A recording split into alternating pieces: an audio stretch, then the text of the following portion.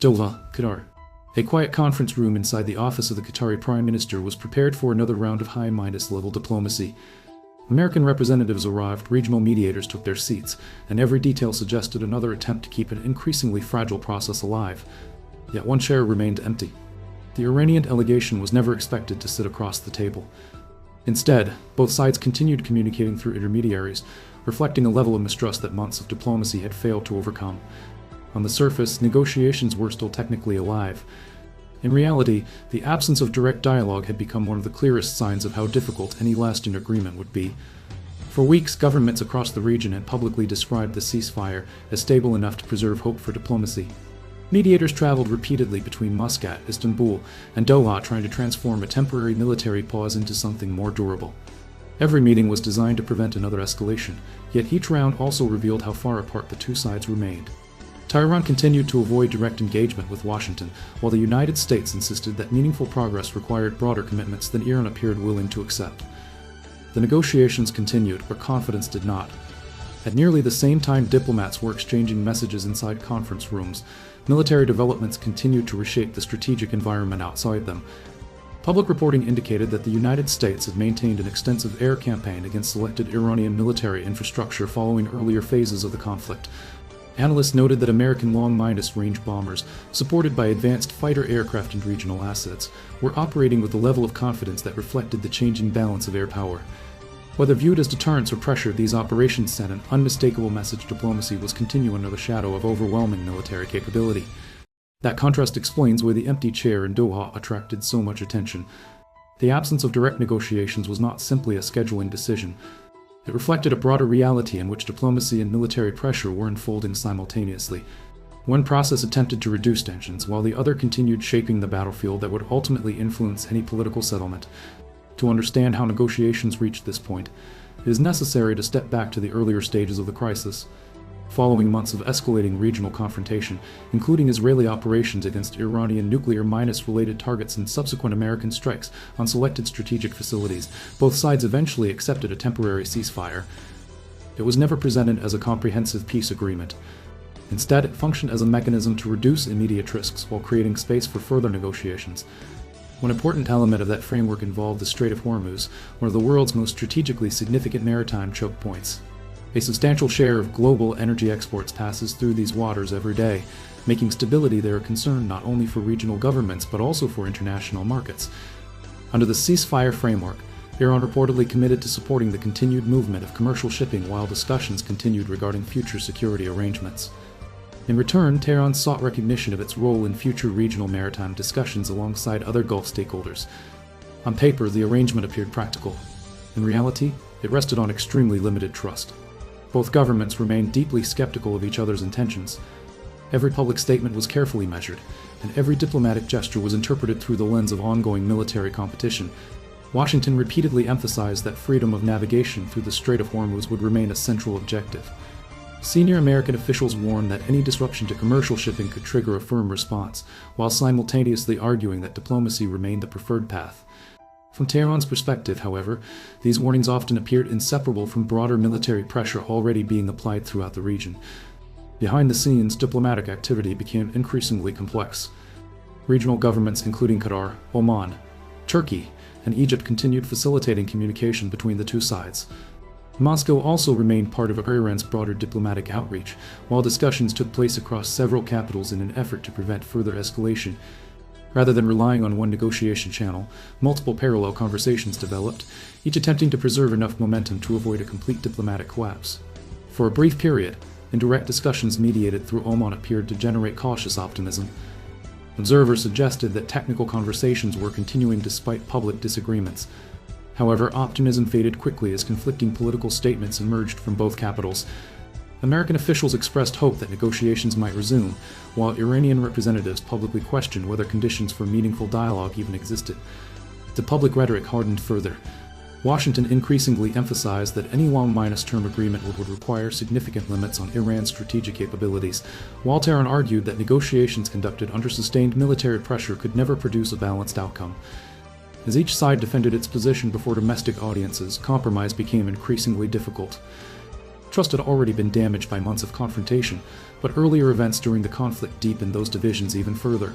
High-profile military operations targeting senior officials, continued strikes against strategic facilities, and repeated exchanges of threats all contributed to an atmosphere in which neither government appeared willing to risk political vulnerability through direct engagement.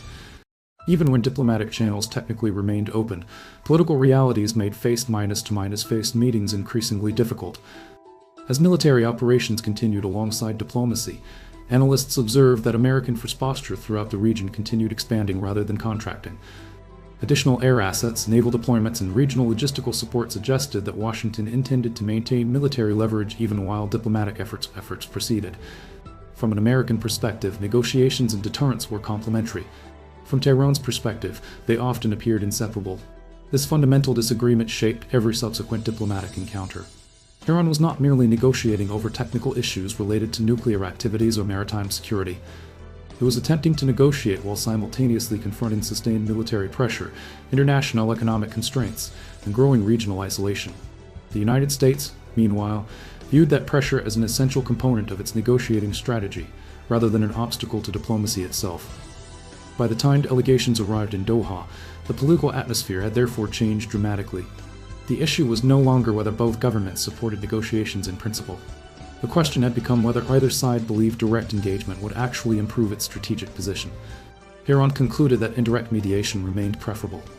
Washington continued pressing for broader concessions before significant progress could occur. As a result, the most important diplomatic meeting of the moment became defined not by who attended but by who chose not to. By the time discussions shifted to Doha, the gap between diplomacy and military reality had become impossible to ignore. American negotiators met with Qatari officials to discuss the broader framework for regional stability, while Iranian representatives continued using indirect channels rather than direct face-to-face engagement. According to public statements from both governments, technical communication remained active through mediators, but the two principal delegations deliberately avoided sitting across the same table. Officially, the process was continuing. Unofficially, it reflected just how fragile the negotiations had become. From Washington's perspective, indirect diplomacy remained acceptable as long as broader strategic objectives continued moving forward. From Tehran's perspective, refusing direct talks preserved political flexibility at home while avoiding the appearance of negotiating under overwhelming military pressure. Neither side wanted to be seen abandoning diplomacy, yet neither appeared prepared to make the political concessions required to transform indirect discussions into meaningful breakthroughs.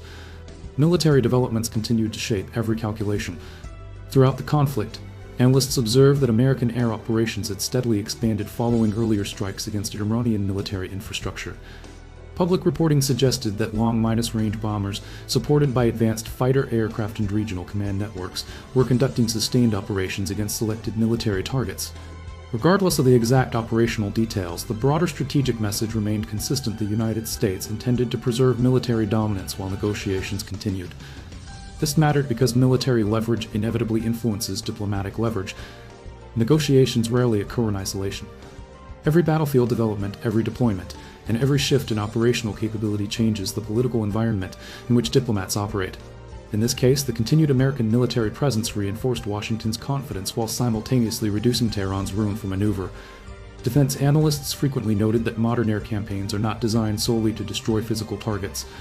They also shape political decision-making by demonstrating freedom of action, limiting an opponent's military options, and signaling the ability to sustain operations for an extended period.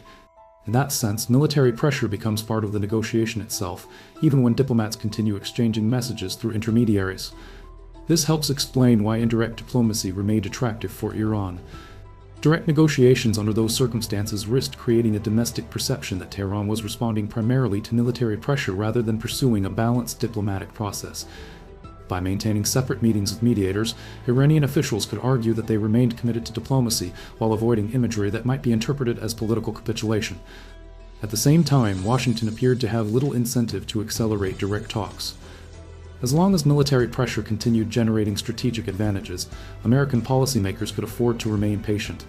Rather than forcing immediate negotiations, they could allow indirect discussions to continue while preserving existing leverage.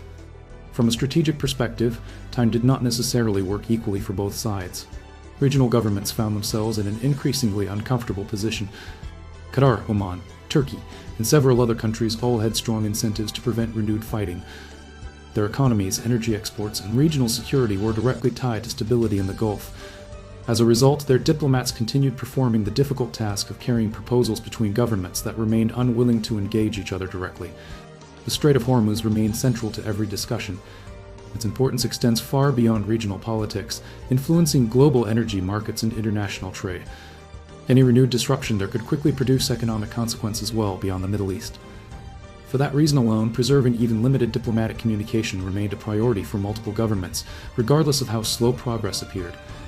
Yet every additional week without substantial political movement also created new risks. Extended negotiations conducted alongside continuing military operations can gradually reduce flexibility rather than increase it. Political leaders become increasingly committed to earlier public positions. Military commanders continue implementing operational objectives. Domestic audiences develop higher expectations. Eventually, compromise becomes more politically expensive than confrontation itself. Observers therefore began asking a broader question. Was the diplomatic process actually moving toward negotiated settlement, or was it merely managing the pace of an ongoing strategic competition? The answer remained unclear. Publicly, officials continued describing negotiations as constructive. Privately, few expected rapid breakthroughs. Another important factor complicated the situation. Regional security discussions increasingly extended beyond the immediate ceasefire itself. Questions involving missile capabilities, maritime security, sanctions, economic restrictions, and broader strategic balance all became interconnected. Rather than negotiating one issue at a time, diplomats found themselves confronting an entire network of security concerns that had accumulated over years of regional rivalry. That complexity explains why even apparently small diplomatic gestures carried significant symbolic weight. An empty chair inside a conference room could signal unresolved political disagreements.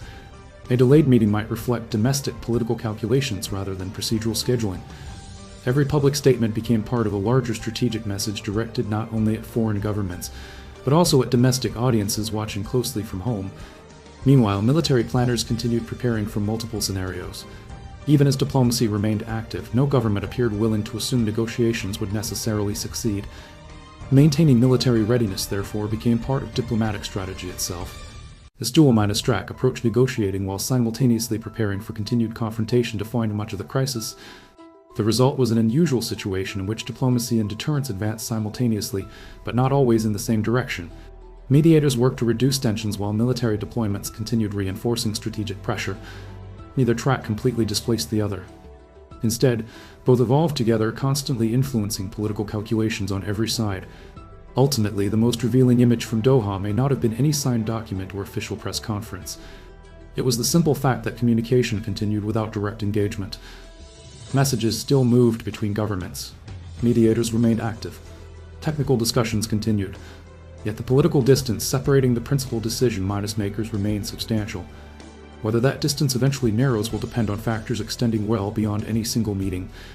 Military developments, domestic political pressures, regional security concerns, and international economic interests will all continue shaping future negotiations. A ceasefire can pause fighting, but it cannot by itself resolve the strategic disagreements that produced the conflict in the first place. For now, Doha represents a snapshot of a much larger geopolitical reality. The negotiations have not collapsed, but neither have they produced a lasting settlement. Military pressure continues alongside diplomatic outrage. Regional governments continue searching for compromise while preparing for the possibility that compromise never arrives. In the end, the empty chair was never simply about protocol.